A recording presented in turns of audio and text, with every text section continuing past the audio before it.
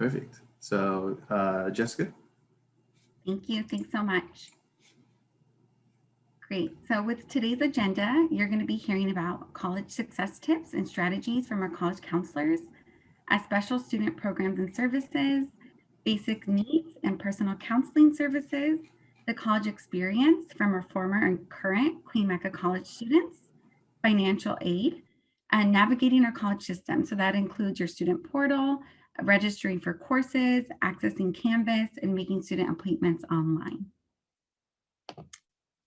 Next, I'd like to welcome the president of Cuyamaca College, Dr. Barnes, to share a few words. Great, thank you so much. Well, welcome. Whoops, I went off of my video turned on.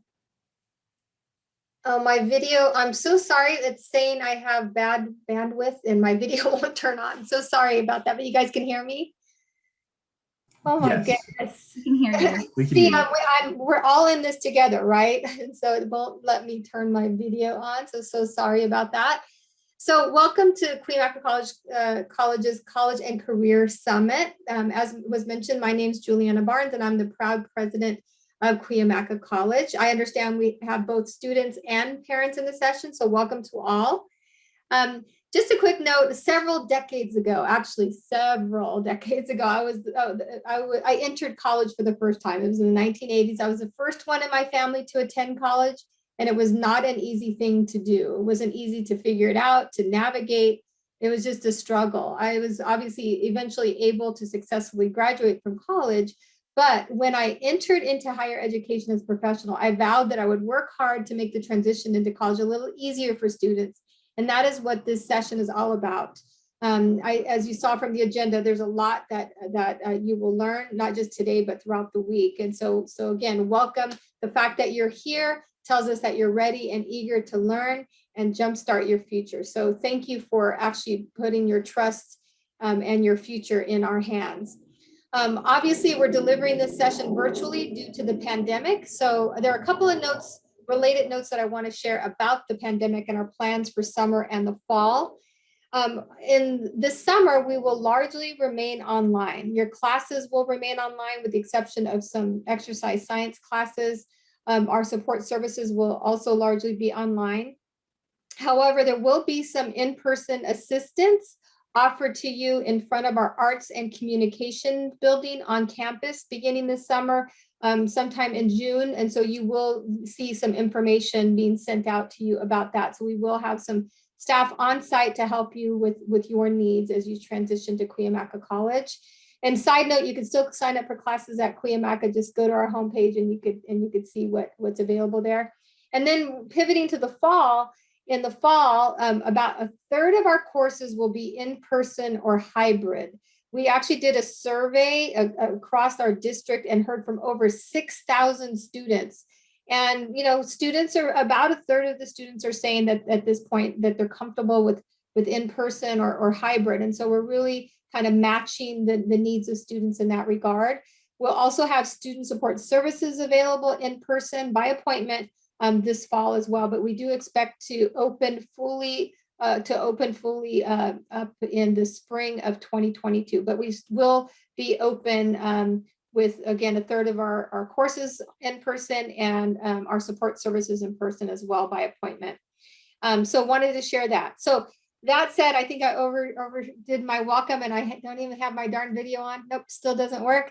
But again, thank you for letting me come to share those words and this welcome, and good luck to all of you. And again, thank you for choosing Cuyamaca College, and I hope to actually get to see you in the fall. Take good care. Thank you, Dr. Barnes. Our next two presenters are two of our very own Cuyamaca College counselors, Michelle Campuzano and Amalia Blumen. If any questions come up, again, please enter them into the chat. Thank you.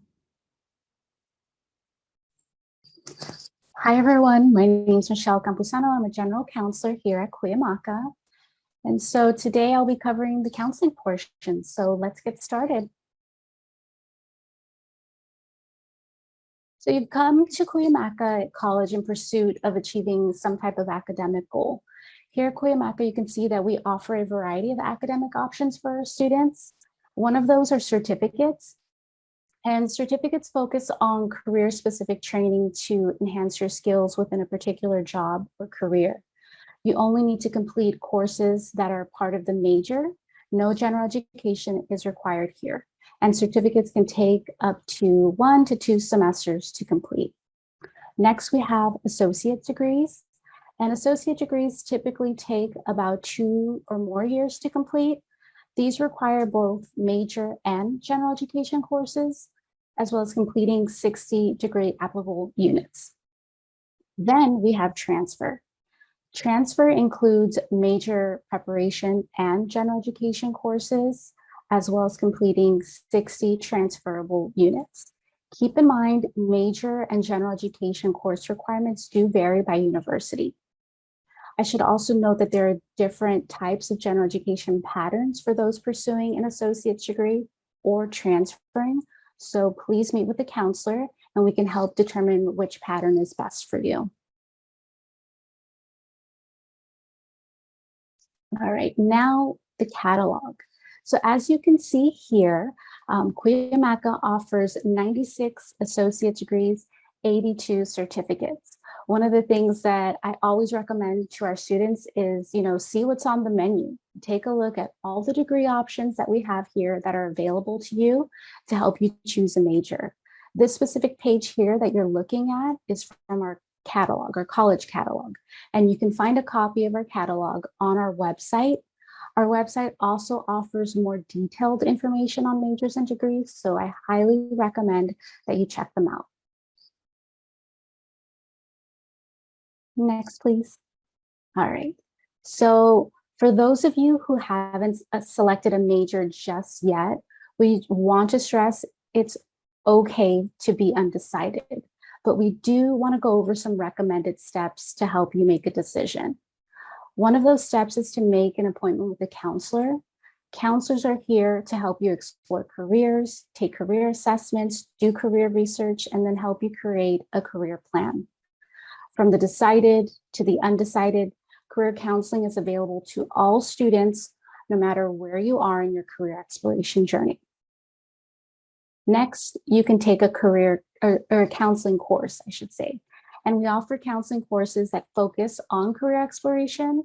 One of those classes is Counseling 120, College and Career Success. It's a mixture of learning about successful study skills, time management, and career exploration. It's a 3-unit class that also counts towards general education towards CSU. Then we have Counseling 110. It's a career decision-making course. It's literally called Career Decision-Making, and it's a 1-unit class that focuses solely on career exploration. Another great strategy is talking to your professors. Your professors are subject matter experts. And I tell students, they're not teaching the class by random chance. They come with a wealth of experience and knowledge in the field.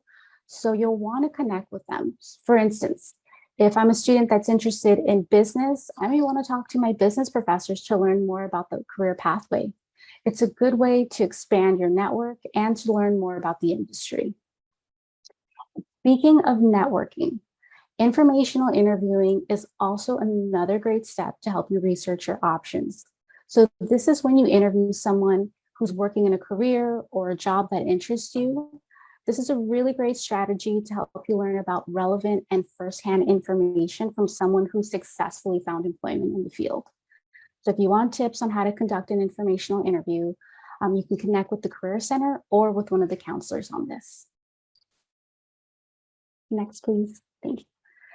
So virtual counseling. Counseling is here. We are offering full-scale services virtually. So you can connect with a counselor in the following ways. We have a 15-minute virtual drop-ins where you can ask us quick questions or create an abbreviated education plan, also known as a 1-semester plan. Or you can schedule a 1-hour appointment where we can create a comprehensive education plan, AKA a CEP. So you may hear these terms often while you're here at Cuyamaca. A CEP is where you can plan out multiple semesters. One of the most common questions that we hear in counseling from students is, how long will it take me to graduate or transfer? We can answer this in a 1-hour appointment where we can go through everything step by step And we highly recommend that all students schedule a 1-hour appointment. In addition to transfer and transfer and graduation planning, we also have career counseling, as I previously mentioned, and then we can also do some personal counseling as it relates to your academic success. If you don't require live assistance, you can submit a question to our e-counseling portal, and a counselor should get back to you in about 1 to 3 business days.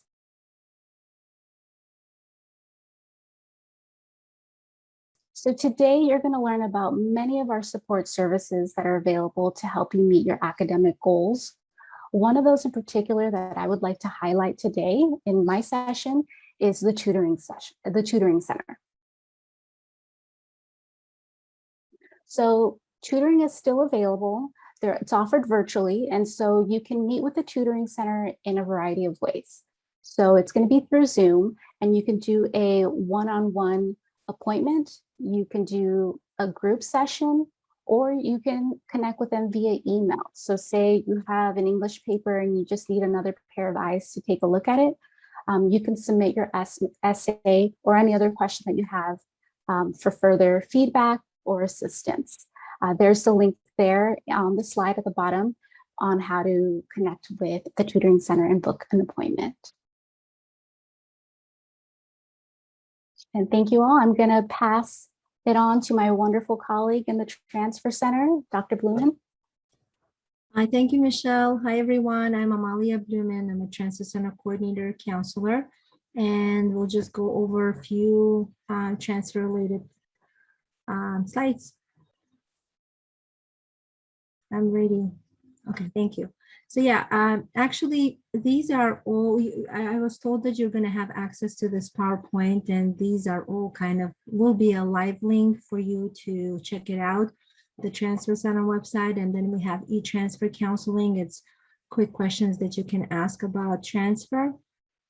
And Transfer Center at Cuyamaca College focuses and mainly helps you on kind of your path when you're ready to apply, and where we are more focused on offering those resources. And then we help with your application. We help with transfer fairs, with different, when universities comes and visit us, and you can meet with them throughout the semester. Of course, when you are admitted, we help you with the next steps. And in case if you're denied admission, then we'll help you with an appeal process as well. All these links, like I said, are on the Transfer Center's homepage. For students who are interested in transferring into CSU system, we offer, it's called Associate Degree with Guarantee. It's AAT or AST, and at times you'll hear us saying ADT, Associate Degree for Transfer. And these degrees are designed for students to complete their 60 CSU transferable units at Cuyamaca College, and then transfer to CSU into CSU systems. So this does not guarantee necessarily into a specific CSU, but it guarantees admission into the system. And UCSD, one of our local universities, have a guarantee option that's called U-Link program. And this program is designed for students with who are considered low-income families and or student veteran, active duty service members, or current or foster or former foster youth. And the requirements are you have to complete an online application. I mean, within your first year attending Cuyamaca College, so you definitely can contact Transfer Center and we can help you with that. And then within 3 years, you have to complete the coursework and maintain 3.5 GPA. Other transfer options is DSU offers TAG program, Transfer Admission Guarantee. That's what TAG stands for certain majors, and you can meet with the counselors in general counseling, like Michelle was referring, to find out what programs are TAG programs at SDSU. And UC system offers TAG as well, and UC Davis, Irvine, Santa Cruz, Merced Riverside and UC Santa Barbara are part of that tag agreement. UCLA, UC Berkeley, and UCSD are not part of the tag. So if you're interested in applying to UC tag as well, you can contact Transfer Center and we can create an ed plan, because every UC has its own requirement for the tag. So you need to meet those requirements to be eligible when you're ready to apply. And then there are other tag opportunities for the private and out-of-state school, like Arizona State University, for example, or HBCU. So just keep in touch with Transfer Center, and then we can give you more information if you're interested in particular schools. We have another really exciting opportunity for students. This is relatively new, maybe in the past 3 years or so. We have a partnership with Point Loma Nazarene University, and this is on-campus degree programs. Basically, students who are Cuyamaca transfer students, when they transfer, they don't really leave Cuyamaca. They can obtain these 3 degrees at Cuyamaca campus. Of course, instruction is done by PLNU faculty, and these are the program: child development, organizational leadership, and business administration. And other options for transfer students, these are new pathways. We have a teacher pathway with National University.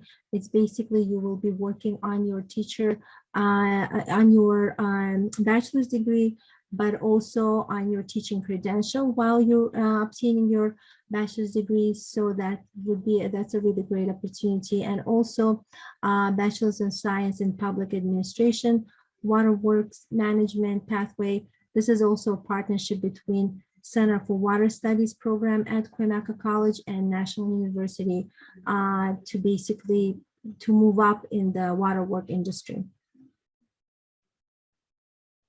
So like I said before, please, there's a lot of information, so it's kind of hard to remember all of this. One of the most important things you want to remember, that you can email us. We have our website, but you can email us. It's Cuyamaca. Cuyamaca is misspelled in here, but it's cuyamaca.transfer@gcccd. And then, of course, follow us on Instagram. But keep in mind that if you email us, we'll do our best to get back to you within 24 hours. Thank you. Thank you. Now we're going to hear about our academic and career pathways, our ACPs, from one of our college instructors, Dr. Marissa Salazar. Thank you, Jessica. Thank Hi, you. everyone. I'm not sure if my camera is working, but I see, oh yes, there it is. Okay. Hi, everyone. Thank you so much for being here today. I know this is a lot of information, so I'm just going to provide a brief overview of what we call academic and career pathways. So first, when you hear this term academic and career pathways, or on some of the flyers you may have received, or if you're on our website, you might hear the term ACP. I want to first show a brief video about what we mean when we use the term ACP. Kevin, does that link work, or do I need to share my screen? Hold on one second. It looks like it's trying to bring it up right now. Yeah, it's a big file. You know what? It looks like it's not. You should be able to share your screen though, if you'd like. Okay, you want to stop then? Yeah, absolutely. Perfect. Sorry about that. No, you're fine. Okay. You should be able to see my screen. Yes, it looks perfect. Okay, great. So this is just a 1-minute video that provides an overview of what an academic and career pathway is. And afterwards, I will go briefly into the pathway. Perfect. Marissa, you may need to, oh, never mind, it works.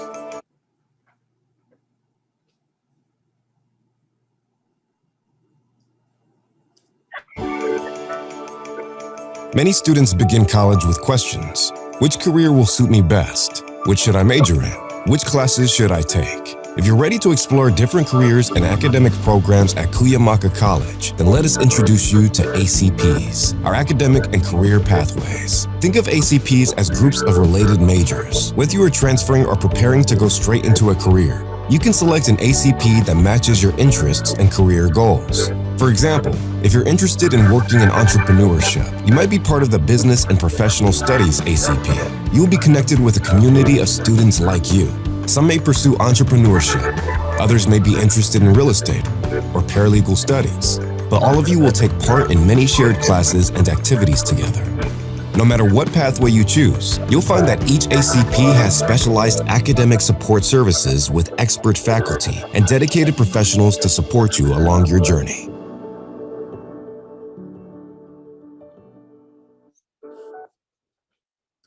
All right, was everybody able to see that?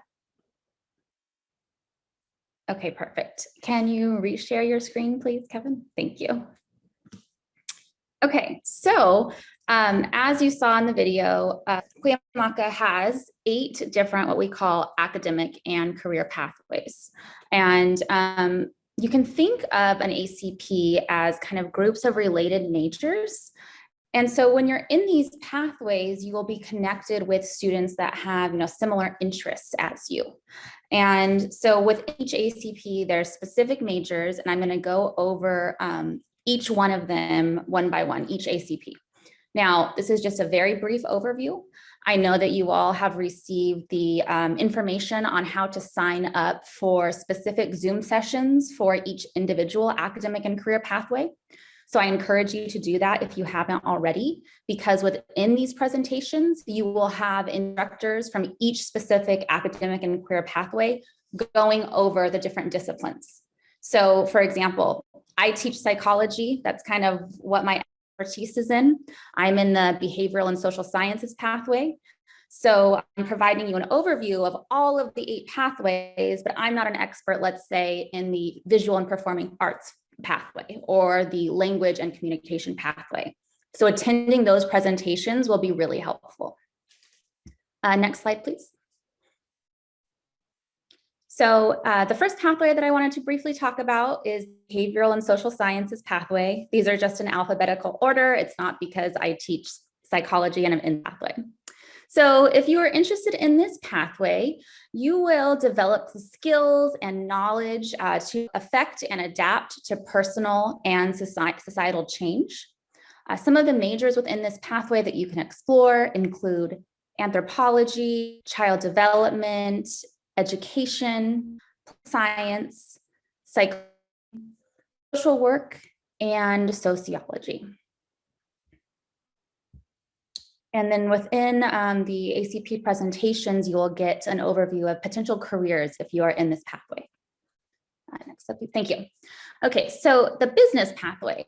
Within this business pathway, the Business and Professional Studies Department has a wide array of professors, from instructors who are well-versed in real estate to economics, paralegal studies, and accounting. Some of the potential majors within this pathway include accounting, business office technology, economics, entrepreneurship, management, paralegal studies, and real estate. Perfect, thank you. Then we have the environmental and applied technology pathway. So this pathway is a really hands-on pathway, and within this pathway, students acquire the skills and gain industry certifications that allow them to enter the job market or upgrade existing skills and certificates. So if you're interested in this pathway, the types of things that you might study include automotive technology, CAD technology, which would be things like drafting, architecture, Center for Water Studies, CIS or Computer Information Science, environmental health and safety, ornamental horticulture, and last but not least, surveying.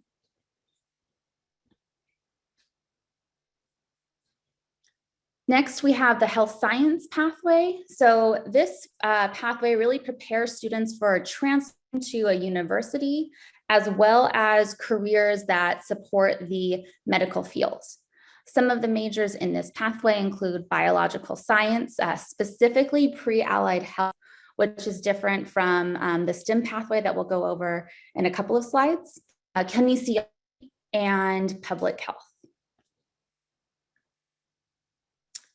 The next one is humanities, or another name for this pathway is the culture, people, and ideas pathway. So within this pathway, students study really global cultures as well as local cultures, and an emphasis on the experience of African Americans, Asian Americans, Latinx Americans, Middle Eastern Americans, and Native American peoples, with a particular focus on the Kumeyaay population. The goal of some of these programs is to examine the connections between current events and the past, the meaning of human experiences, values, and knowledge, as well as culture, religion, and human creativity. Majors within this academic and career pathway include ethnic studies, history, humanities, Kumeyaay studies, philosophy, and religious studies. Language and communication. This pathway really prepares students to be creative and critical thinkers through effective written and oral communication skills. The majors in this pathway include American Sign Language, or ASL as you see it abbreviated, Arabic studies, communication, English, English as a second language, and Spanish.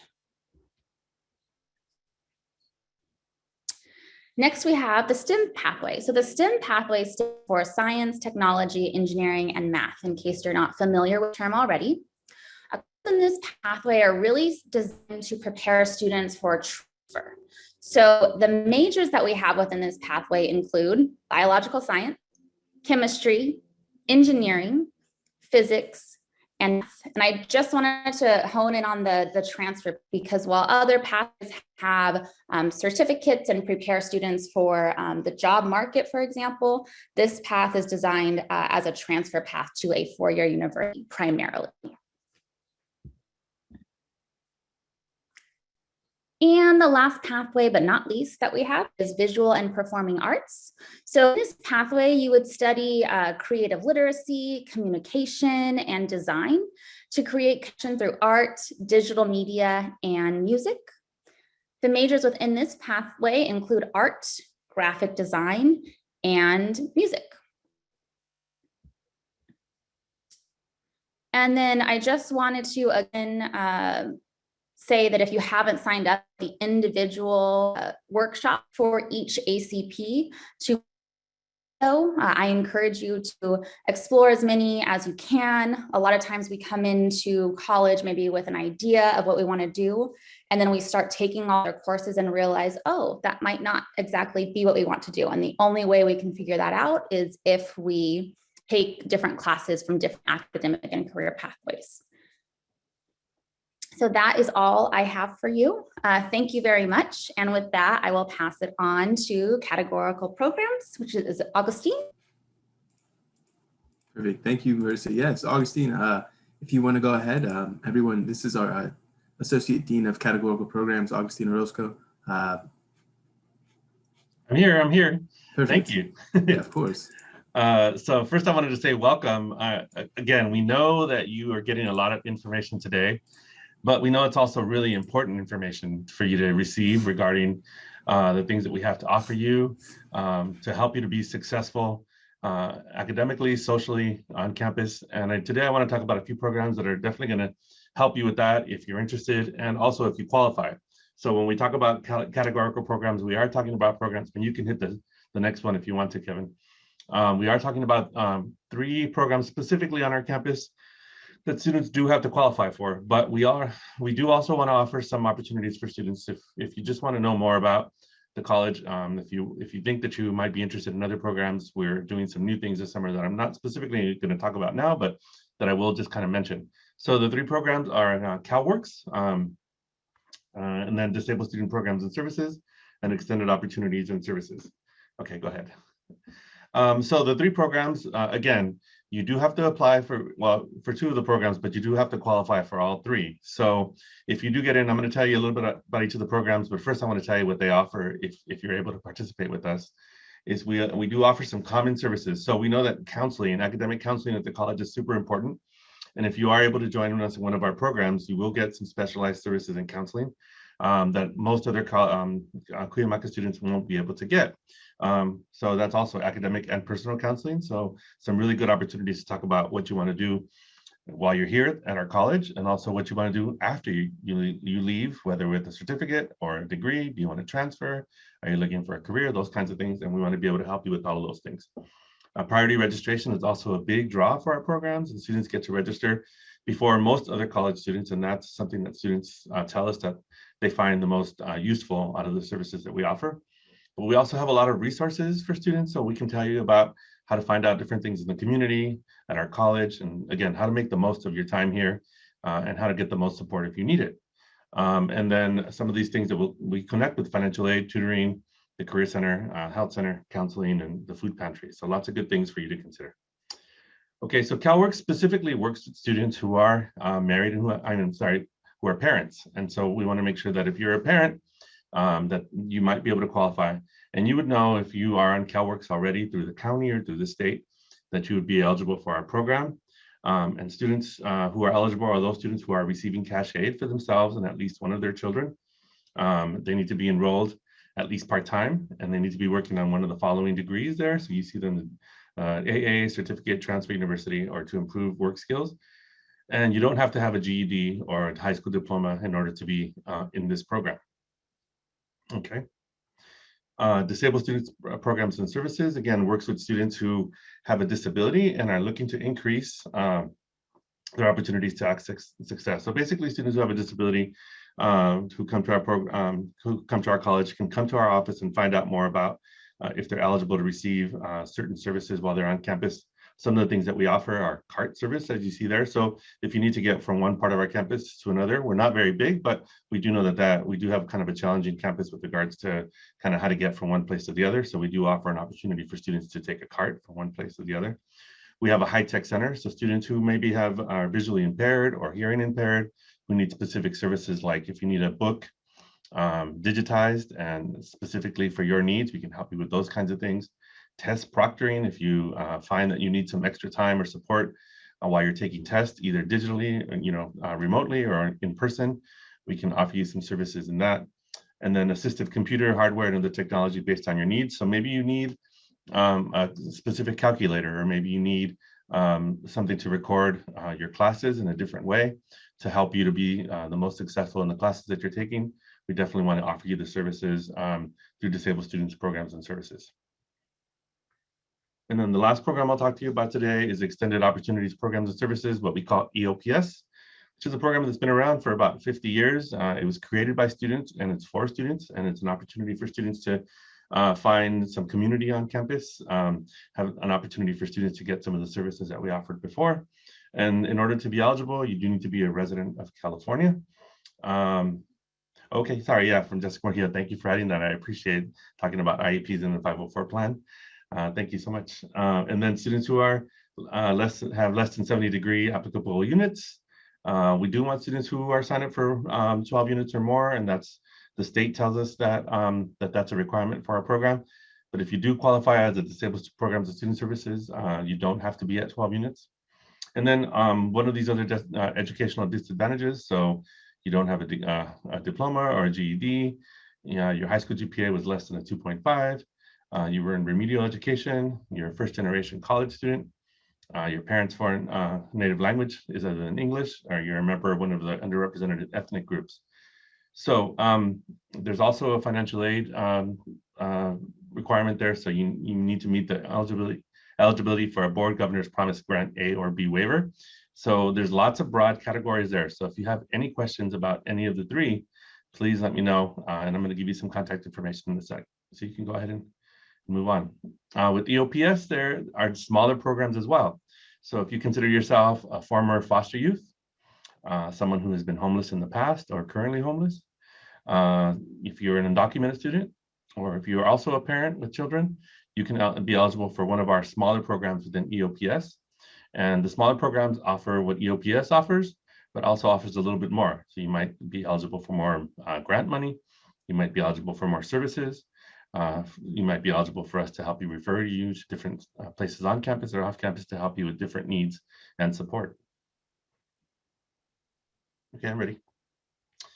So again, here's some contact information for you that'll show you how to get to some of our different services.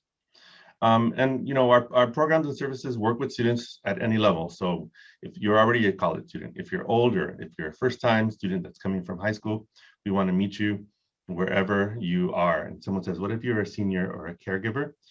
You can definitely email us and email me directly, and we can give you some information on specific things like that. But again, if you're a first-time college student too, and you just need some support from us, please contact any one of us. You can find my information directly with any of the 3 programs as the Associate Dean, and I'm super happy to answer any of your questions over email to help you kind of figure out where you fit on campus and how we can help support you the most as possible. Brianna's also putting my email address there, so thank you so much, Brianna.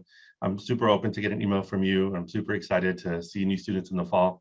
We know that we're still kind of working on this virtual and have some supports in the fall in person as well as online, but I just want you to know that we're really happy that you're joining us this fall, and we're really looking forward to seeing you. So thank you so much. Perfect. Thank you, Augustine. We really appreciate it. So now we're going to transition. We're actually going to be hearing from our Veterans Services Specialist, or our Veterans Student Specialist, Alan Estrada. Alan, I believe I just saw you. Hold on one second. I want to make sure I can pin you. There you go. Hello. Go ahead, Alan, whenever you're ready. Yeah. Hello, everybody from the Cuyamaca Veteran Center, and welcome. We are happy to welcome any and all military affiliated students and anybody that just generally has any questions. We go to the next slide. So here's an introduction of our staff and kind of everything that we do in the Veteran Center. So there is a consolidated place on campus. Once everything kind of smooths out a little bit, you'll be able to see us running around. Kaylin is our Veteran Center coordinator. She's also the CARES coordinator. So at a lot of the veteran events, you will see Kaylin. She's awesome and a good person to reach out to for anything that you need with the school, CARES, or any suggestions or anything that questions you have for the Vet Center. Our counselor is Osvaldo Torres. He is by far our strongest asset in the center in academics. He's able to help students with abbreviated ed plans, any questions you have, and I can say from personal experience, able to answer questions that you may have beyond Cuyamaca, be it when you're looking to transfer or anything else. So he's an excellent resource. Deborah Ayers is our certifying official and another excellent resource for any questions regarding certification, specific processes, or anything related to education and VA. And then you have myself. I specialize in VA disability claims, any sort of assistance of anything you need related to VA or state benefits, anything else like that. So an example of that would be if you're looking to get Chapter 31, or if you're a dependent and one of your parents served, or if there's anybody in your family that served, by all means, reach out. And you can reach out to any of us, or you can reach out to our general email and get a hold of us, and we'll be able to answer your questions and either point you in the right direction or help you directly. So here's another overview of the services that we offer. Deborah Ayers would be doing VA education benefit certification. One of the other things that we also do is we'll have VA work studies that you may also run into. Those are going to be fellow students. Academic counseling is going to be with Mr. Torres. Priority registration, I would contact Deborah Ayers for that, but that's going to be a really big tool for any of the vets or anybody else that's looking to go to school. It certainly helps. VA disability assistance, same thing. My bread and butter and specialty on that. Bookstore vouchers is going to be coming through Kaylin. That's a really awesome program, and it's one that I kind of wish I had seen more of when I first started going to school. But a lot of the students are able to come in and get assistance either by renting books from us or by getting vouchers to the bookstore, all of that stuff. So it's an entire center geared towards assisting you going to school, both on the macro and micro levels. Advancing into veteran life workshops. So here's a big one. A lot of the people, myself and Kaylin within the center, we are vets of different branches and different periods of service. And we get it. We've gone through it. So we're always happy to help bring up our fellow vets as well. And basic needs assistance, this kind of follows with everything else. So be it housing, food distribution, job search assistance, anything and everything that you need to be successful with school. As a center, we definitely look at take kind of a holistic approach of like everything that's incorporated needed for you to be successful as a student. So any questions that you have, by all means, direct them to any of us individually or to our email. Okay, I see. Yep, I've got a couple messages on here. Okay, can we go to the next slide?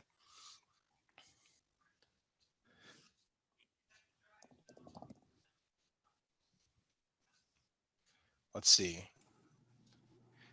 Hold up, I'm going to stop my video. That might help. Could we go to the, oh, perfect, the contact. So right here, this is where you can contact us. Cuyamaca.edu/veterans. You can even Google search, Cuyamaca veterans. The general email that's going to go out to all of us is cuyamaca.veterans@gcccd.edu. It's missing an A there, but no big deal. The phone number is going to go to one of our work studies. Email right now works best. You can also follow us on Instagram. Another good way to catch up with us is the food distributions that Kaylin hosts. If you're not getting the message for it or anything else like that, same thing, reach out to us. We're here and we're here to help. So thank you. Thank you so much, Alan. So we have 2 more speakers before we go ahead and take our 5-minute break. These programs are important and will provide resources related to basic needs and personal counseling. Our next presenter is Kaylin Rosell, and she's here to speak to you about Cuyamaca Cares. Hey everybody, Alan, thank you for taking the Veteran Center presentation. I do appreciate that. But I'm here to present on Cuyamaca Cares. We're the wellness side of the Health and Wellness Center. We serve as the Cuyamaca College Basic Needs Office. And just a very quick overview, what we handle there is the emergency financial assistance, student food insecurity, housing insecurity, personal counseling, and self-care. Go ahead and go. So for the emergency assistance program, it is a program that allows every student who is enrolled in at least one unit at Cuyamaca College to receive $500 in grant money per semester. So currently, because of the pandemic, we have some parameters around our grants that state that students must have been negatively impacted by COVID-19 in some way. We've kind of deemed that just the fact that we're completely in virtual campus already takes care of that requirement that you've been negatively impacted. There's an application on our website. So funds have been exhausted for now. There's actually been an update on that. We have received more funding. Our application actually never closes. So anytime you're on our website, just go ahead and fill that out as soon as you're registered for classes. And it is 1 grant per semester that you are enrolled in. So if you take spring, but you don't take summer, and then you take fall, you're eligible for spring and fall, but not summer.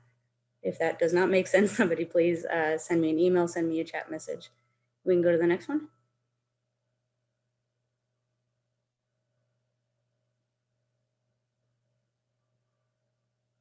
So, okay, for food insecurities, we have, when we were on campus, we had a lot of food available for students throughout every day, all week. During virtual campus, it's a little tougher. So what we have done is we've transformed our food pantry into a drive-through food distribution. It takes place once a month on the 3rd Friday of every month at 11:30. That never changes. We go for consistency so people don't miss it.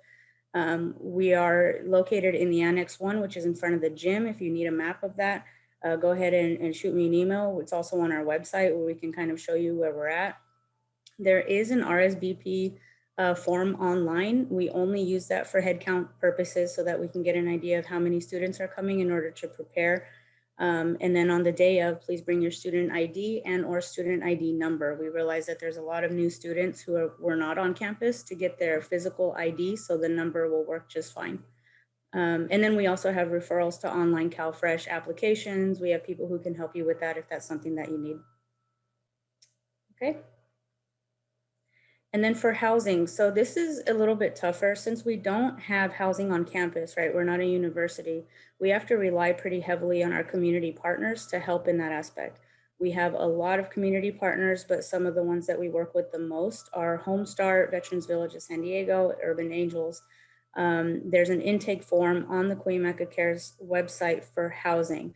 This intake form is for folks who are currently experiencing homelessness and are at high risk for becoming homeless. So that would be an eviction notice or anticipation of an eviction notice, and we can reach out to our community partners to help get that squared away. Okay.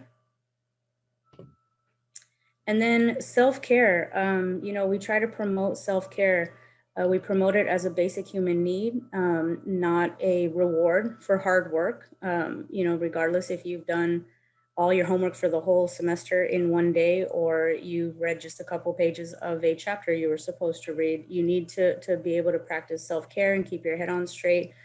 College is stressful, and this entire environment is making it even more stressful. So on our website, we've got some tips for self-care. On our Instagram, we have a lot of stuff going on there to try and help people get some pointers on how to take better care of yourself if you need some pointers in that aspect. Okay. And then our contact information. So cuyamaca.cares@gccd.edu. That is the email. That's our general line that actually just comes to me. So go ahead and shoot me an email there if you need. We also have a lot of information, including our food distribution flyers. We try and list everything that's going to be handed out during that time. So you can decide for yourself if you want to come and pick that stuff up or not.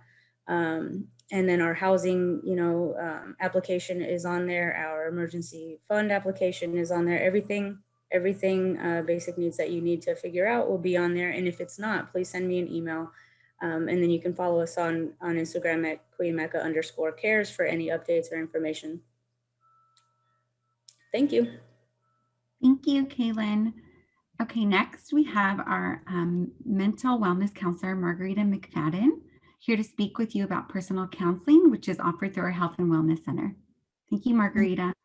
Thank you.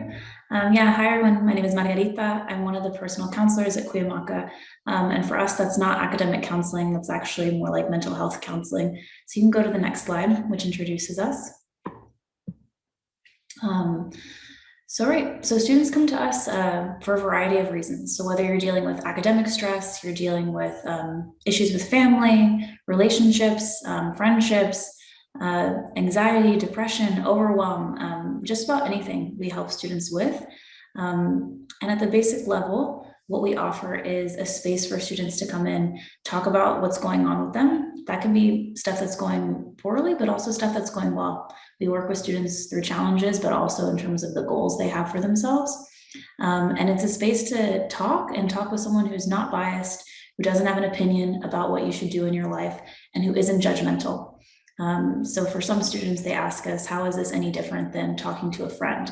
And I think that's one of the big differences is we're not going to tell you what we think you should do. We're going to tell you what we're hearing from you and help you process in a way that gets really clear on your own voice and what you want, and supporting you and like really taking your power to go after what you want and create the life that you want.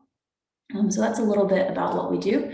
That includes one-on-one counseling. So you would come in and work with one of the personal counselors on campus, and that can range from anything from one session. Some students really come in just one time because they want to vent stuff off their chest, leave it in the room and keep going.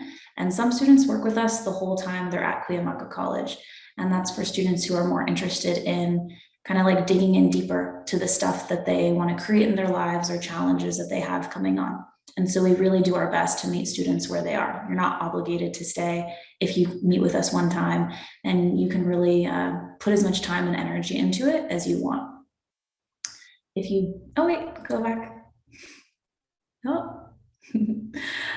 If you don't want to do one-on-one counseling, we also do workshops. So basically those are kind of just times to bring students together and talk about issues that we hear from you that are important. So for example, 2 weeks ago, we did a surviving the semester workshop because I'm a student too, and all of the personal counselors we're graduate students.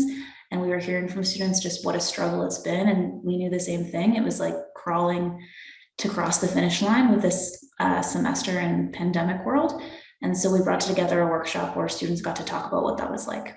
We also do support groups, which are kind of like group therapy, which kind of give the benefit of really validating that you're not alone in your experience. So if you want to get that experience of therapy with a group, we refer students out when students bring stuff which might be a little bit beyond our scope of practice, because we are clinical trainees as personal counselors and as graduate students. And the last thing I want to say is we're a multicultural staff. So everyone on our team kind of has a different intersection of identities when it comes to race or religion or gender or sexuality and class. And part of the reason we do that is because we know there's a lot of barriers to getting therapy. It can feel kind of weird for some people. There's a lot of stigma around it. And we know how important it is to work with a therapist, ideally, who looks like you or can relate to you or can just get what's going on. So we have a pretty diverse staff to address that. So next slide now. So in terms of getting in touch with us, you can check us out on the website and there's directions here. If you just have questions, you can email us at cuyamacahealthandwellness@gmail.com. If you want to just get a vibe for what we're like, you can follow us on Instagram. And if you want to actually schedule an appointment to talk to one of us, you can use the ESARS scheduling system, which I'm guessing you're going to get more information about how to use. So yeah, that's it for us. If you have any questions, feel free to put them in the chat. Thank you so much, Margarita. This presentation with all the slides and the contact information is going to be shared with all of the participants after the orientation. So we just want to say thank you to all of the presenters. We're going to take a quick 5-minute break before getting into our final segment of the orientation. When we return, we're going to hear from students about their experience at Cuyamaca College and our financial aid department, and then how to navigate Cuyamaca College virtually. So let's go ahead and get into our 5-minute break. If you can all return 5 after, that would be awesome. Thank you so much.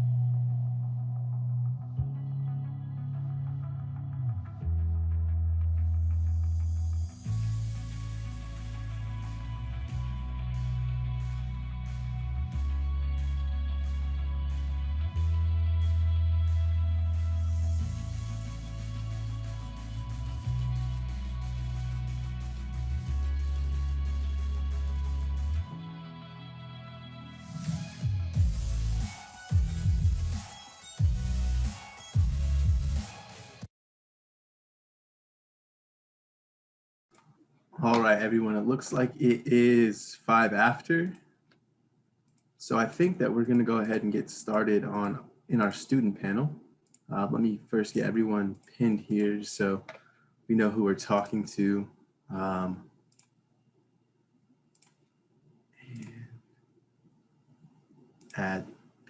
Perfect. So I hope that we can see everyone. So first, I just want to thank you all for participating in our panel today. I'm going to let you all introduce yourselves really quickly. Brooklyn, why don't we start with you? Martine, you can follow. Isaiah after, and then Wednesday after. So if you just want to go ahead and give us your name, your major, how long you were at Cuyamaca or how long you've been attending Cuyamaca, and then your career and educational goal.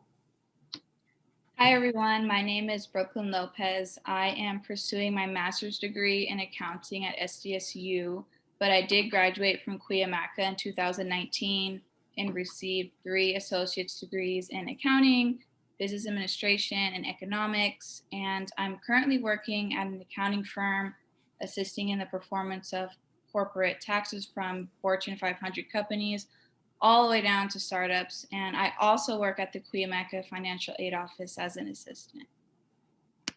Perfect. Thank you, Brooklyn. Martine?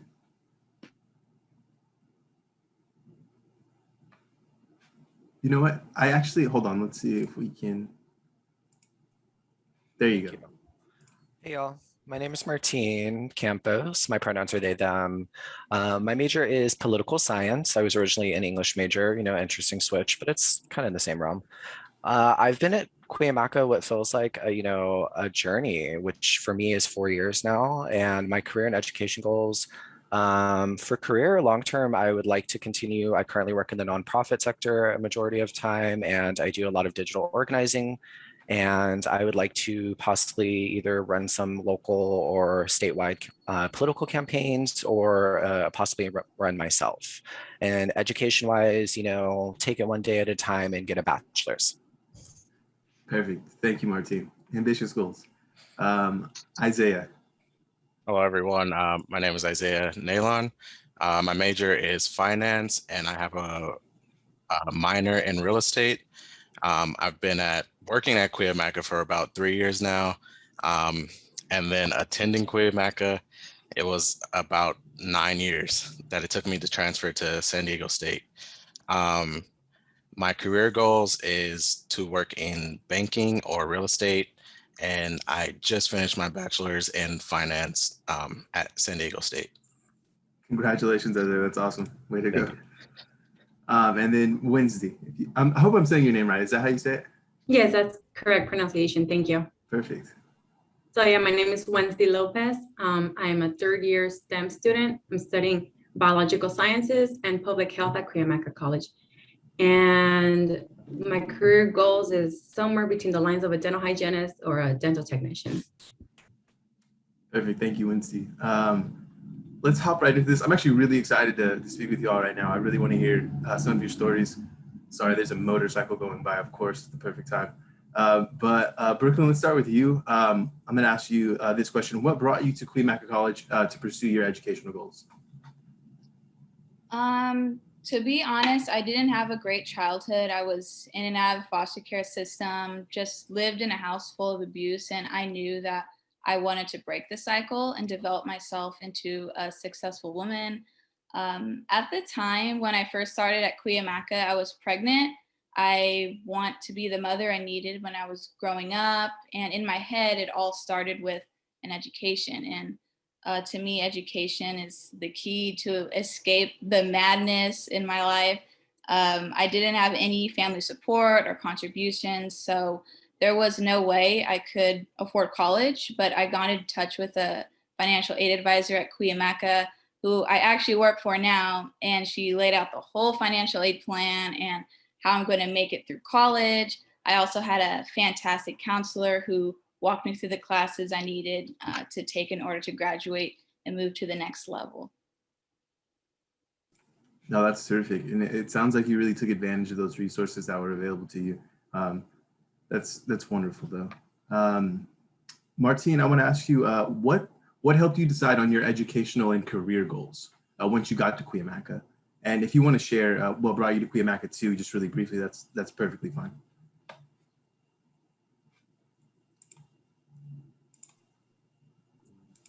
Yeah, so for me, for the first part of the question, as far as my career and educational goals, so originally, like I had mentioned partially, I was an English major when I came to Cuyamaca, and I still absolutely love English because I've always written poetry in short form. And so the people that I got to work with there were wonderful. And then I started getting involved at Cuyamaca with student government and more about kind of that side of things. And I also met Dr. Josh Franco, who is on campus and has kind of served as a mentor over the last couple of years and kind of helped spearhead my fire, I would put it as. I don't want to limit it to what it is. So, and then for why I ended up at Cuyamaca, to be completely honest, it was proximity and how beautiful the campus was. My options kind of were Grossmont or Cuyamaca. And I think for me, being around the nature is a grounding thing. And so it was nice to have that in between classes when we were on campus at the time. And we're returning hopefully soon. But, you know, at that time, it was peaceful. So.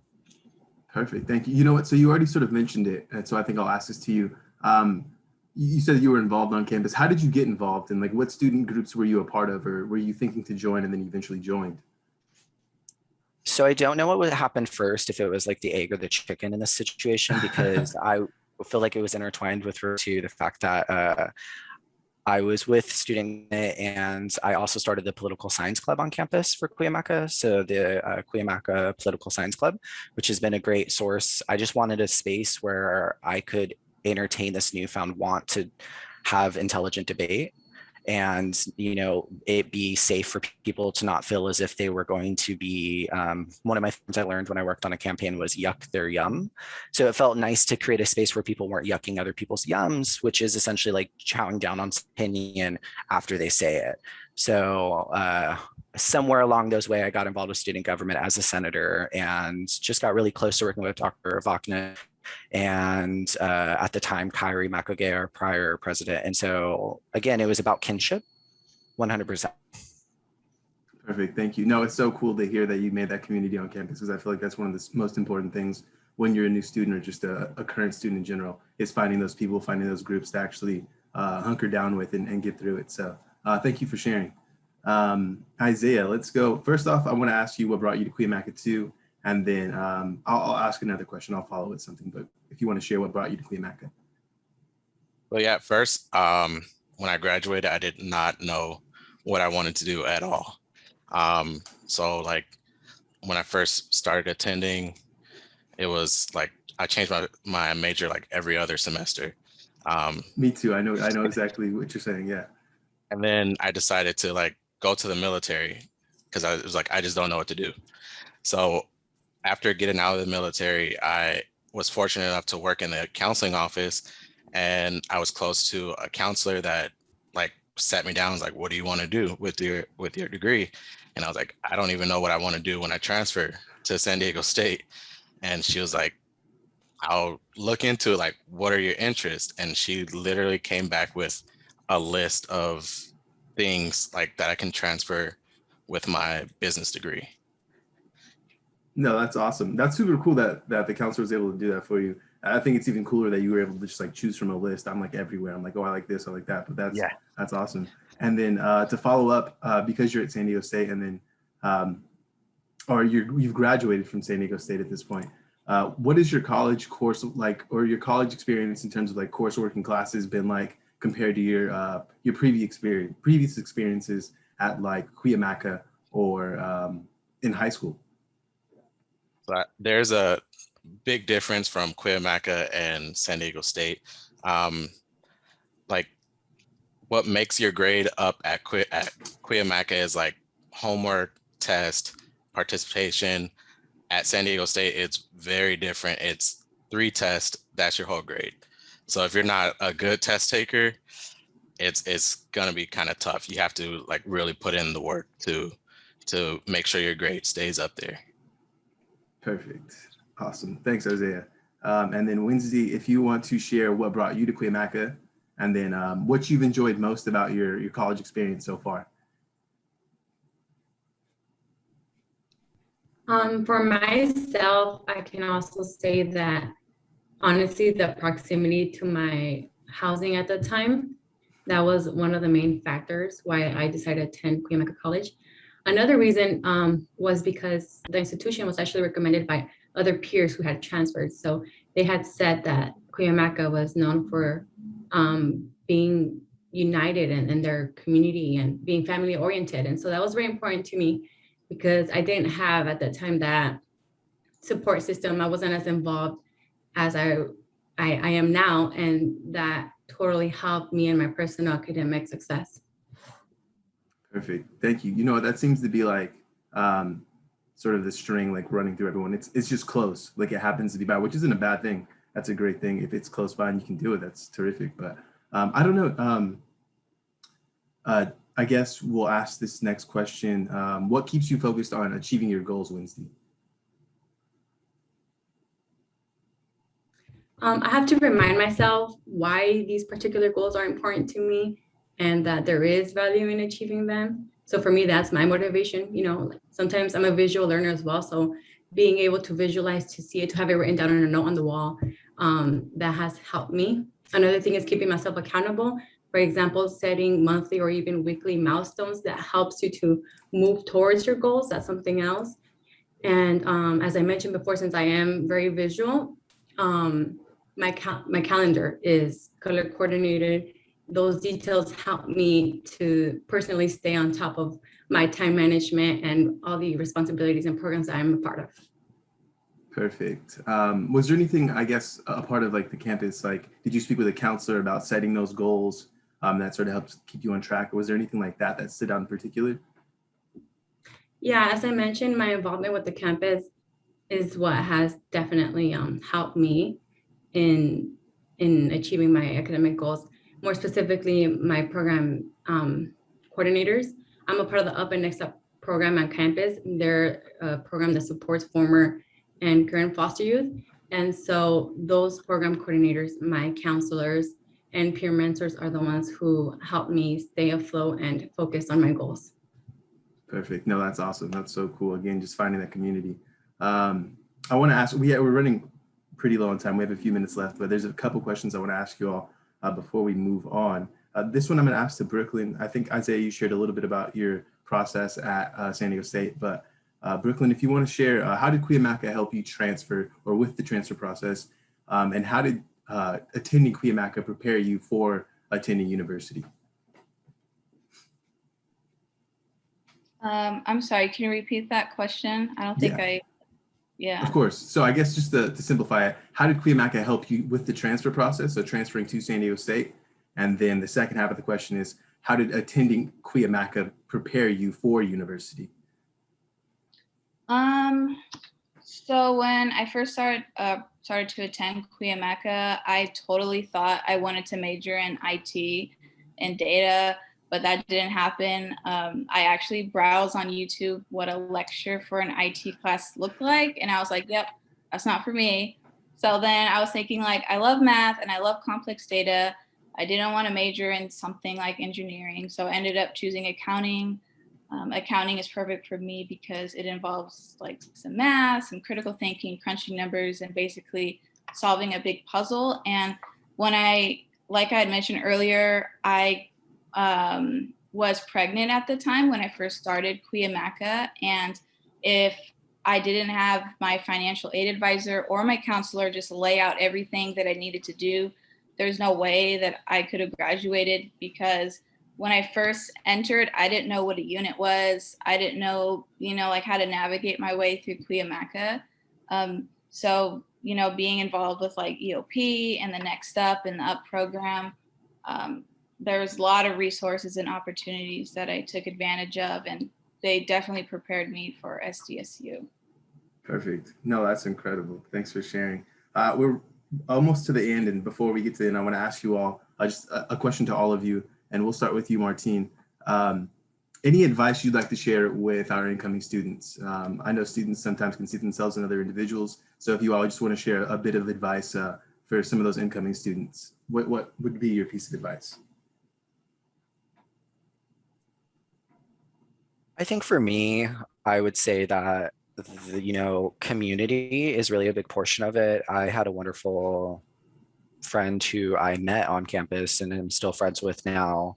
And, just having the ability to create our course schedules as much as possible with each other over our, different majors, taking care of, those things. And then also like, I really play up all the time and I talk a lot about just like finding, people on campus that are within the career path you're trying to seek out and seeing those jobs and those roles and those duties and what it looks like on a day-to-day in the action. And, just be open and honest about what you need within to the people, because I think that sending an email saying, like, oh, I couldn't do it because my tire was flat, rather than saying I was emotionally drained and I had a lot happen this week and I really needed a moment and I couldn't deal with it. I will tell you from my experience, I've done that with my professors and I've always gotten a person saying back to me, that's okay, take an extra day to complete it. I'm not saying they'll all do that, but I'm just saying they're very understanding. So. Perfect. Awesome. Thank you, Martine. Isaiah, do you want to share next? Any advice? Yeah, I will echo Martine. Community, like the counseling office, student services, like stay connected with those people, because you can get lost really quick on what you need to complete to accomplish your educational goals.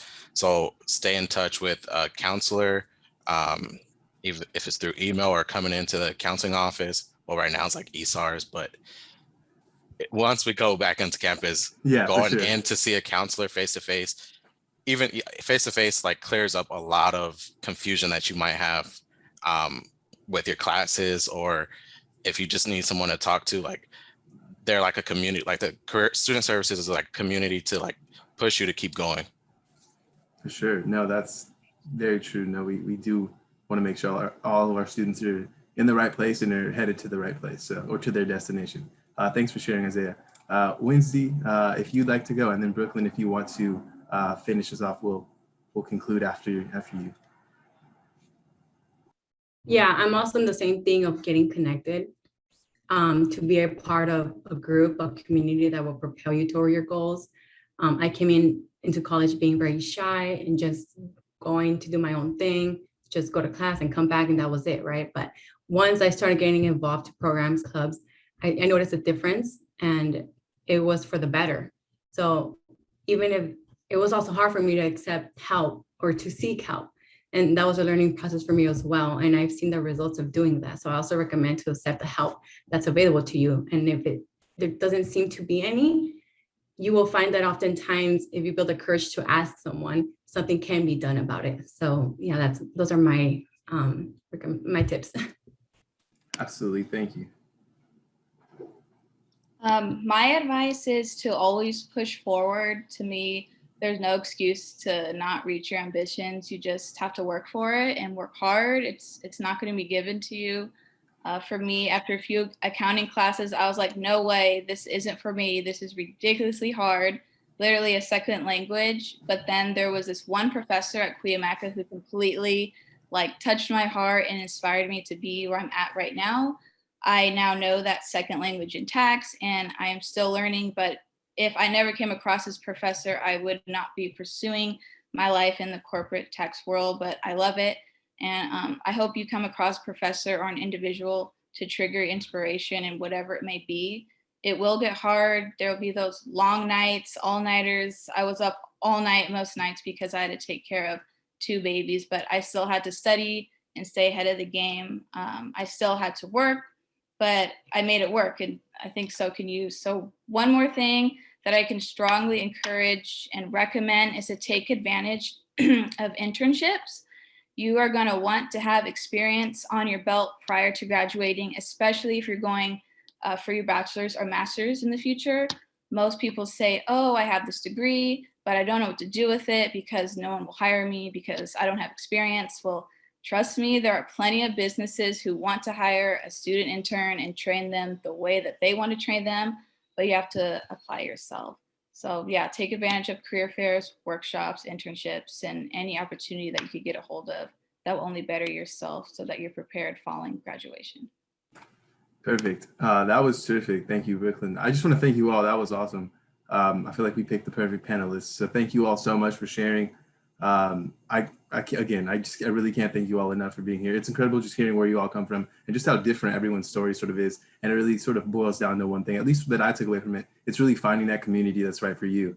That's what it seems to be like. That's how students stay successful, is finding that community. So thank you all again. And with that said, we're going to be moving forward into our presentation by financial aid. Let me just remove these pins really quick, and then we'll have our financial aid director, Ray Reyes, speak to you. So just give me 1 second, Ray. Let me get you pinned, and then we will go ahead and start your part of the presentation. Perfect. And Ray, if you want to introduce yourself. Sure. Hi, everyone. First of all, that was amazing by our students. Thank you, thank you, thank you. You guys inspire us all the time, so thank you. Hi, everyone. My name is Ray Reyes. I'm the Financial Aid and Scholarship Director here at Cuyamaca College. And what my staff and I do, is help students pay for college. And so I'm going to let you know about the Promise Program, Financial Aid, and Scholarship. So the first thing is the Grossmont Cuyamaca College Promise. So this program is for first-time college students. And if you meet all the criteria, you can get up to 2 years of free college. So that's your tuition, your enrollment fees, and any other mandatory fees that the college is going to pay for. And so this is a great program for you high school students coming in for the first time. Actually, for any student coming in for the first time. So on the next slide, you're going to see the steps that you have to meet, the requirements. You have to be a first-time college student, as I mentioned. You have to submit and complete and submit your FAFSA and your California Dream Act application. You have to go full-time status, so that's 12 or more units. And then you have to also complete the onboarding process, where you do the application, which you already did, orientation, placement, the education plan, and then for year 2, you just basically have to complete all your units and maintain a 2.0 GPA. And so if you do that, you could get up to 2 years of free college, and that's a huge savings. Now moving on to financial aid. Basically, the financial aid basics I want to go over is the purpose of financial aid, and that is to help you gain access to college. You always hear about how expensive college is, and it can be, and it is. But financial aid is here to help you at Cuyamaca College or any other college that you're going to attend. So make sure you apply for financial aid at any college that you attend. And it's also to help you succeed, because if you're eligible for grant money, that's free money. That allows you to free up some time that you may spend on working. So you'll have more free time to focus on your academics. And the sources of financial aid, we have federal, state, institution, and private. And then the different types of financial aid we have are grants, which is free money. You don't have to repay that. Work study, you're going to earn that by working part-time. There's loans. We don't encourage you to take out loans while you're at Cuyamaca College. You might have to do that at a four-year school because it's a little bit more expensive up there. But if you have to borrow a loan, make sure you borrow a student loan through the college. And then there's scholarships, which is free, and you're going to earn that.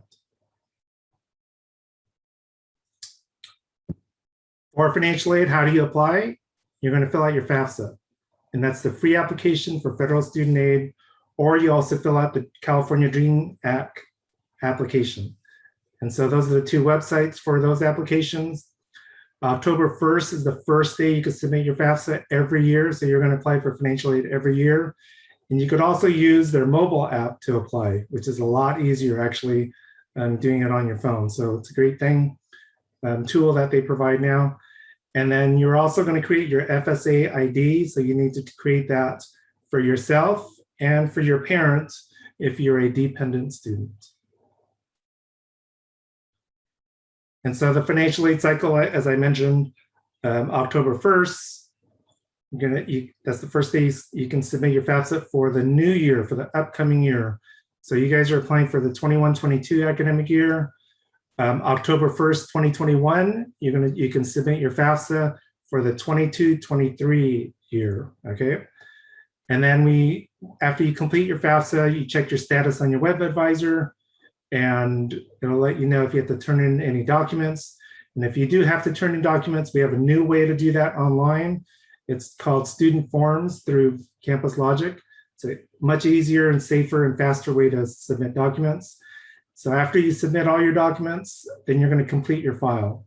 Okay, so there's 2 keys to financial aid. 1, submit your FAFSA as soon as you can. And then 2, complete your file as soon as you can. Get all your documents in as soon as you can, because financial aid is awarded on a first come, first served basis. So if you complete your file first, then you're going to be first in line. So after you complete your file, we figure out what financial aid you're eligible for, send you an award letter, and I'll tell you exactly how much, what type of financial aid you're eligible for, how much, and when the disbursement schedules are. And then after you receive your money, you're going through the semester, you have to make satisfactory academic progress, okay? And what that means is complete all of your units and get a minimum 2.0 GPA for the semester, and you're good to go for the following semester. So how much money is available? So here at Cuyamaca, this is what we offer. You're looking at a Pell Grant, $6,495. We have Cal Grant, we have Student Success Completion Grants, we have SEOG, and so the maximum a student can get is $18,655. That's a lot of grant money, and it's free. And not everyone's going to get that, okay? So not everyone's eligible for that amount, but that is what is possible. And even then some, Kaylin had mentioned, we also have emergency aid that's available. So if you're having an emergency, due to COVID or the pandemic or something like that, or any type of emergency, please get in touch with Kaylin, and you might even be able to get more emergency money out of that. So for you, the students, what you need to do after you submit your FAFSA, check Web Advisor. You don't need to visit the office. We're not open yet, but when we are open, you don't need, everything is online. And so you could check your status online through Web Advisor and take care of everything that you need to take care of online. So submit your documents as soon as you can, and then choose your refund option or your disbursement option.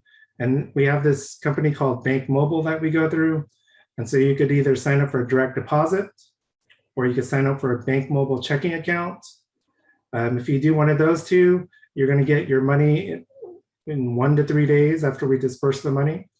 If you don't sign up for it, then you're going to get a check, and the check can take up to 3 weeks. So we don't want you guys to sign up, to get a check. We want you to do direct deposit or the Bank Mobile Vibe account, and you'll get your money in no time at all. And then also make sure your major and your objective, your educational objective, whether it's transfer, associate's degree, or a certificate, make sure it is correct in your student record, which is in Kali, which is our student record system. So just make sure everything's correct. And then if you need help with that, you could make an appointment with your academic counselor, and they can help you with that and make sure you're on path.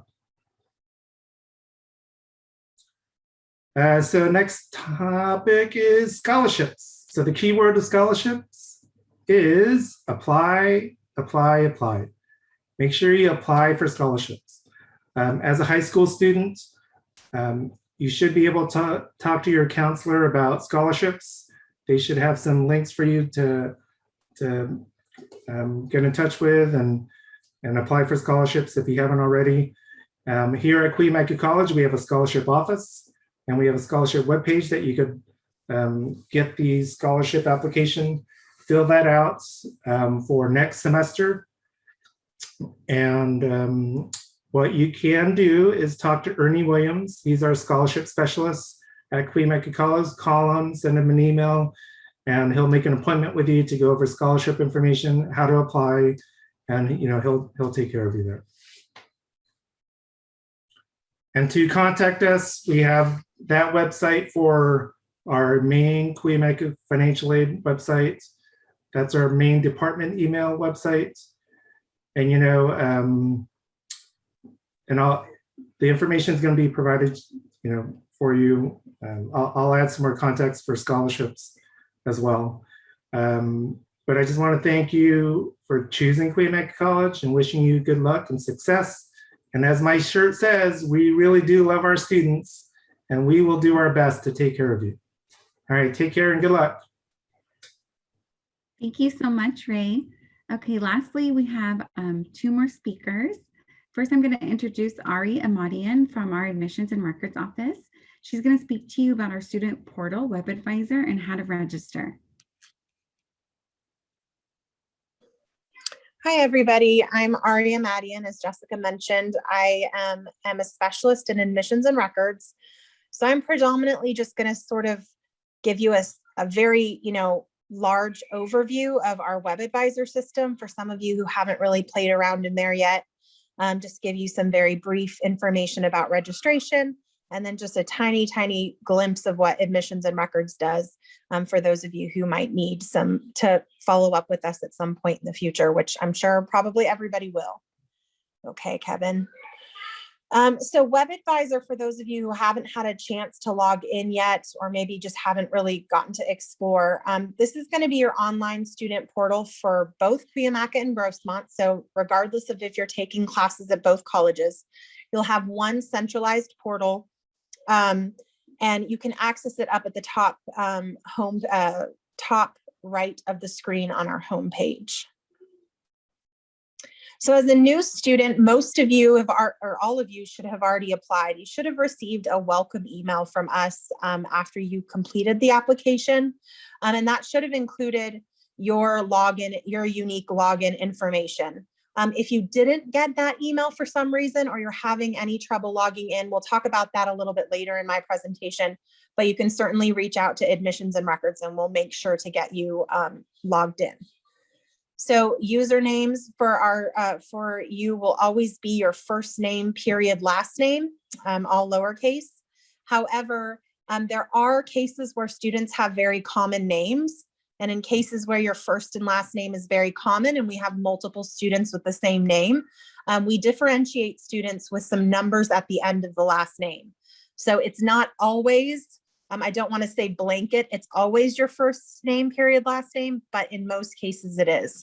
And if you have a common first and last name, you can go to the Web Advisor main menu, and you'll see kind of as the picture describes that on without having to log in, you can click on the What is my username tab, and it will ask you for some information to be able to get that username.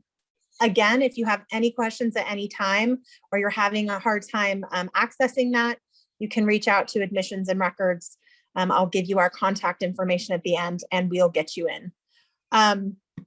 In terms of first-time passwords, it starts as your 6-digit date of birth, but then it will prompt you to change it upon that first login. So it'll ask you to, it'll tell you it's expired, and it will ask you to make it something more personalized. Okay, and just so you know, so students aren't surprised, about every semester or so, it will prompt you to update it just for security reasons.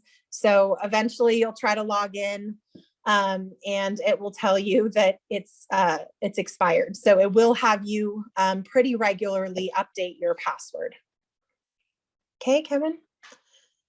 So 2 ways that you can reset your password for Web Advisor, because we get this question so much. The first is just through the Web Advisor main menu itself. So again, when you go into that Web Advisor portal from the home page, you can go to the student main menu, and on the left-hand side where it has that what's my username, right below it, it'll say what is my password. You can click on that. You will have to know what your username is because it will ask for that information, as you can see below in the picture. And then it will ask for the email address that you have on file. From there, it will reset your password and send you a temporary one that you can use to get in. Now, if you're unable to get in using that first option, which we really do encourage students to do first, then please feel free to reach out to the Admissions and Records Office, and I've included the email there. Just our general Admissions and Records Office email address. We can go ahead and reset your password through there.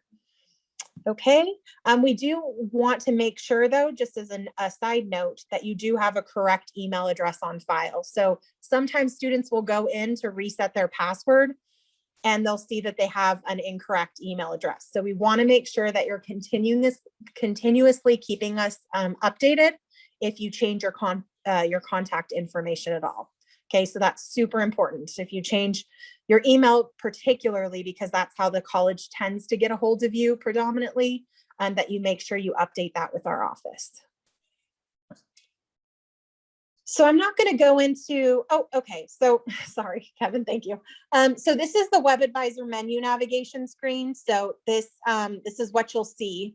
I've already kind of gone over this left-hand user account column with you where you can find your username and password. You can also find your student ID number there on the bottom under student, faculty, colleague ID. But this is just what the screen's going to look like. So we wanted to kind of just orient you to that. You'll see underneath user account is student billing. So that's where you'll make your payments, arrange a payment plan. It has information on our drop for non-payment, which typically happens once a semester. And then below that, as Ray was kind of going over with you, this is where you'll find your financial aid information. So after you've completed your FAFSA and you want to go in and see what your status is, that's where you can find that information right there. Below that is our orientation, placement, advising, kind of our what we call matriculation steps. And so that's where you can complete the college online orientation. Our placement questionnaire is linked there. So for any student who's planning to take a math or English class, you'll want to complete that placement questionnaire unless you have completed math or English at another college, university, or have an AP test. We do really strongly advise that you get that done. And then there's the online advising piece that you can complete there, which will give you a one semester educational plan. So your placement results are linked there as well once you complete that questionnaire. Up on the, oh, sorry, Kevin. Up on the right-hand side, you'll see registration. I'm not going to belabor this part at all. Really, the only thing you need to know about is that very top option, search, plan, register, waitlist. That's going to take you directly into our self-service basically system, which is where you're going to actually submit registration in the fall. So I'm going to tell you in just a minute, but we will provide you with instructions on how to register if this is your first time registering to Cuyamaca or Grossmont, but that's where you're going to get into that system.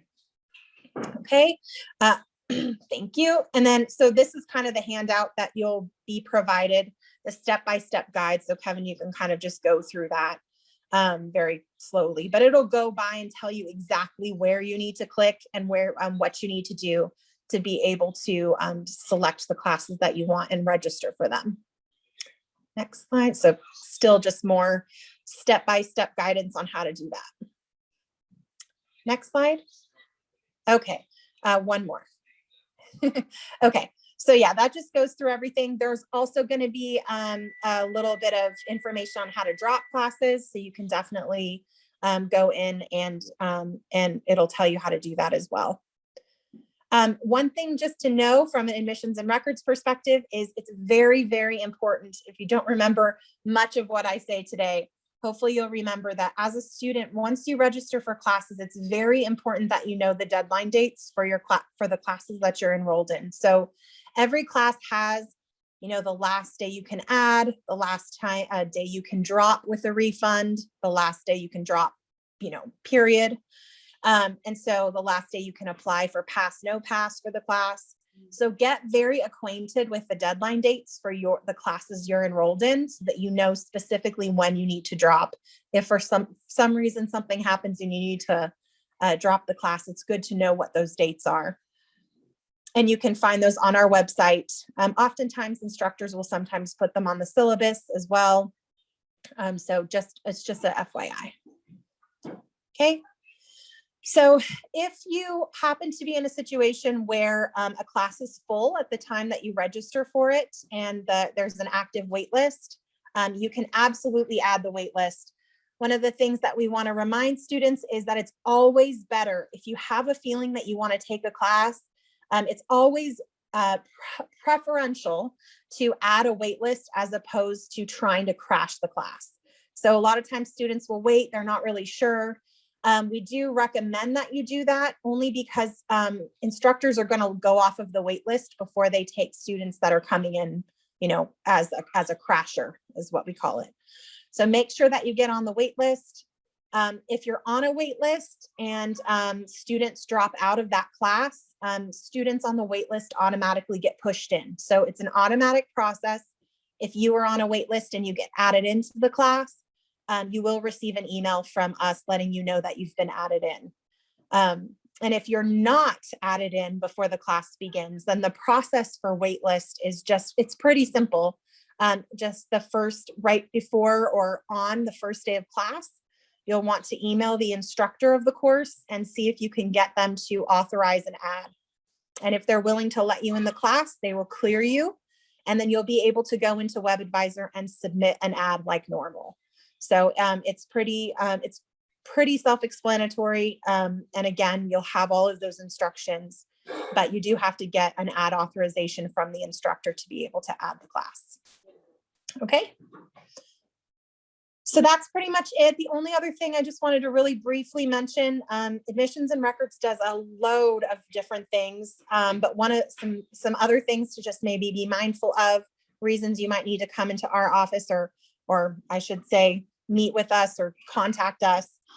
We do pass, no pass forms, name, social security number, date of birth changes, address, phone number, email changes, petitions go through admissions and records. If you're updating your major, it will go through our office.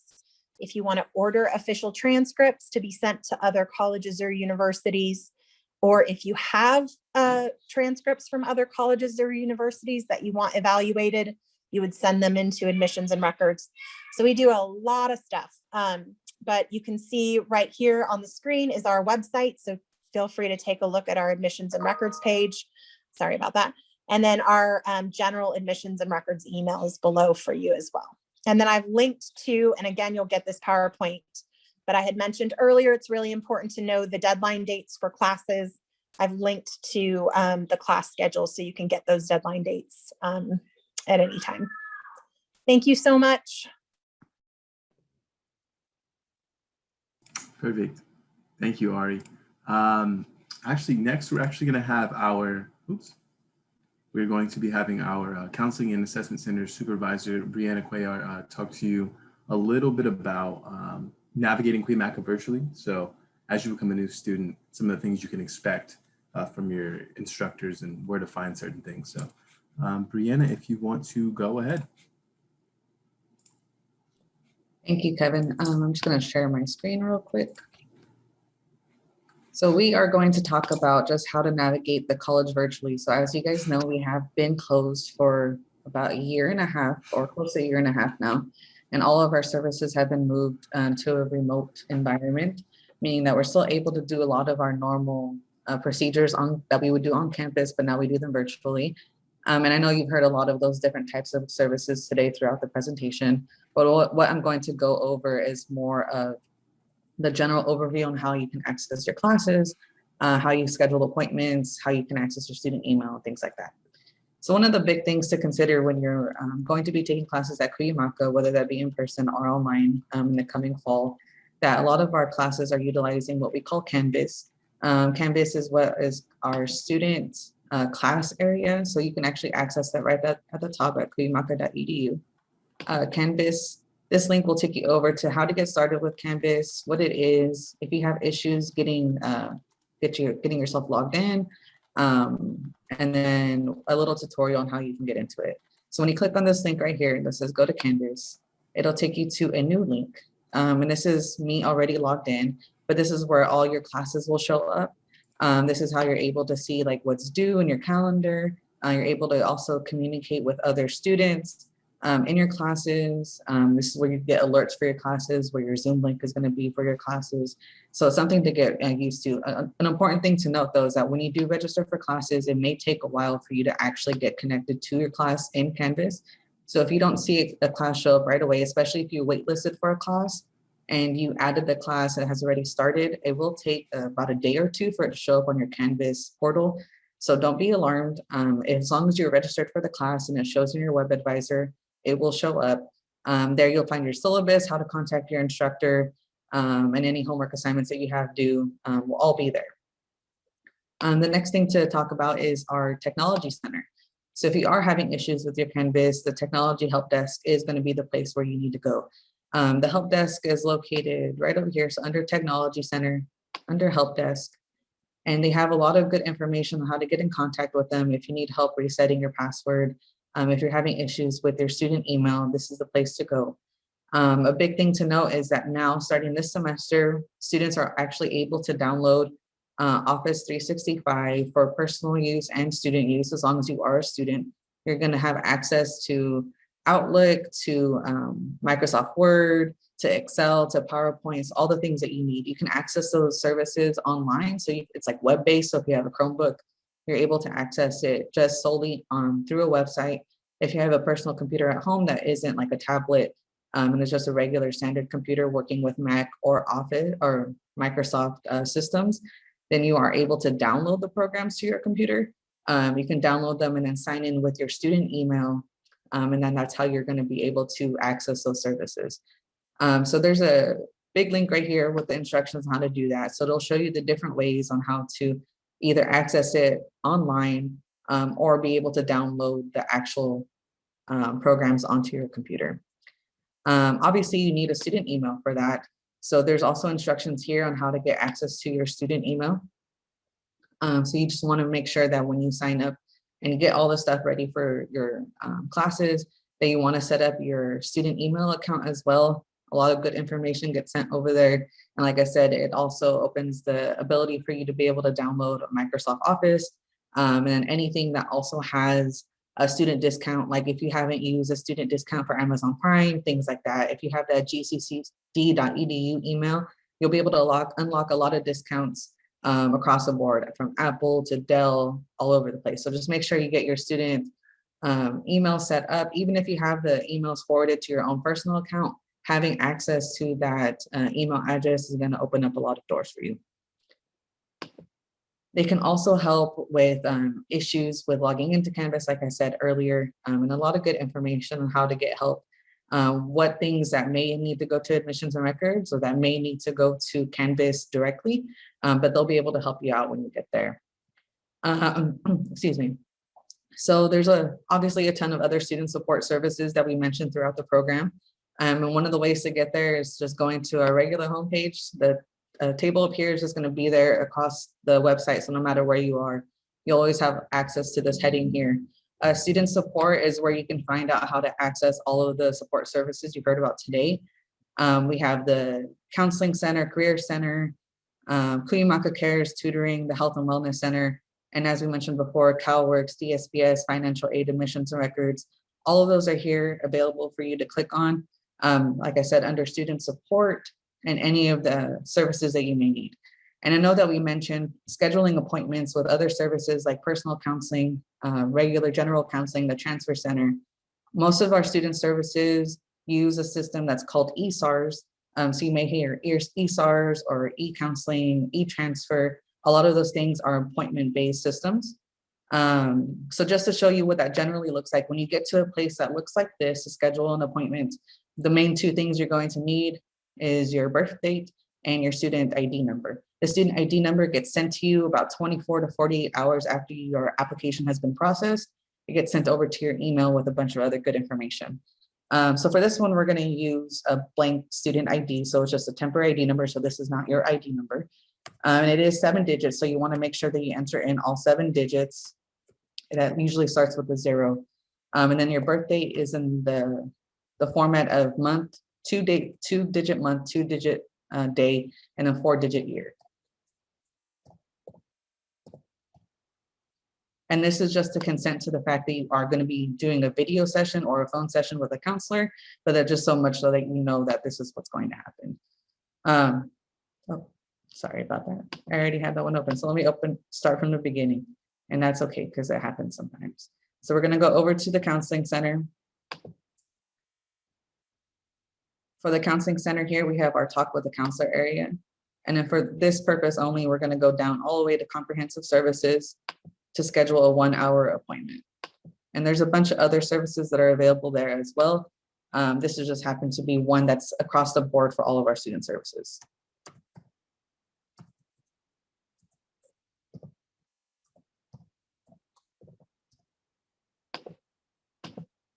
So when we sign in, this is our student services appointment menu, same across the board, no matter what service you are going to go use.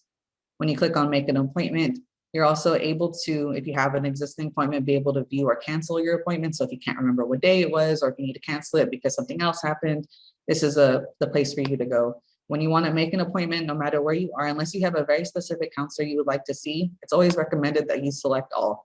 So you may have the option to select different counselors, which you may be familiar with, but to see the maximum availability, you're going to want to select all. And when we search, you'll have the options for different appointments. Depending on where we are in the year, you may see more appointments, you may see less, but appointments for all services open up at midnight for the next available day. So for general counseling, that's usually about 15 days in advance. But if you schedule your appointment, you're able to enter in all your information just to make sure you're able to get all the information you need. So you'll get it to your cell phone, you'll get it to your email address, and you'll get a reminder email as well, just to let us know that you're going to be able to make your appointment. But for the last thing, if you don't happen to remember anything that I said today, one of the best resources you'll have is to go over to our help desk. So our main page, we have a student virtual help center that's able to get you connected to all of the different services that we have available on campus. So to click on find your help center, you're able to get general help, which is staffed by our amazing student ambassadors. So they're there with you. They're also students. They can help you get to whatever resource you need to get on campus. For financial aid, they also have a help desk. If you have questions about your record or anything related to financial aid, they have a Zoom help desk you're able to connect to. Again, the technology center, it's a quick getaway to the technology center. The link to all of our other support services that you saw under this menu. And then of course, academic counseling with drop-in counseling. So like I said, if you don't remember anything that I said today, if you at least get to the general help section, you'll be able to get what you need. And I think that's it. Thank you so much, Brianna and Ari. So that wraps up our orientation. So we're going to open it up now to questions. If students or incoming students, if you all have any questions, you can go ahead and go to reactions and you'll see the little raise hand image. You can go ahead and do that. If you're on a phone, I believe it looks a little different. There's going to be 3 little dots. You'll just want to click that and then you'll be able to select raise hand. Yeah, so if you all just go ahead and if you have any questions, excuse me, if you have any questions, go ahead and raise your hand and I will see who raised their hand first and we can start getting these questions answered.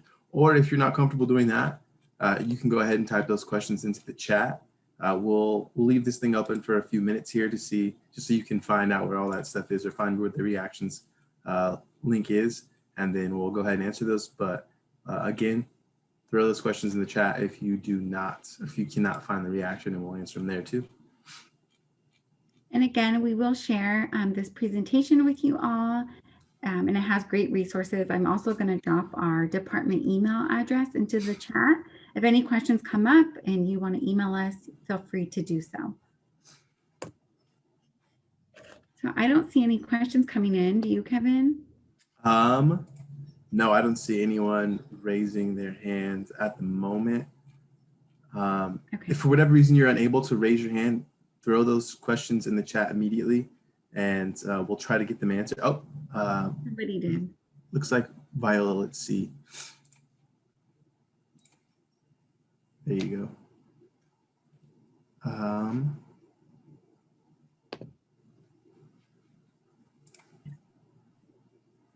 do you know when your transcript has been evaluated? Does it show in the web visor, or does someone email you, let you know?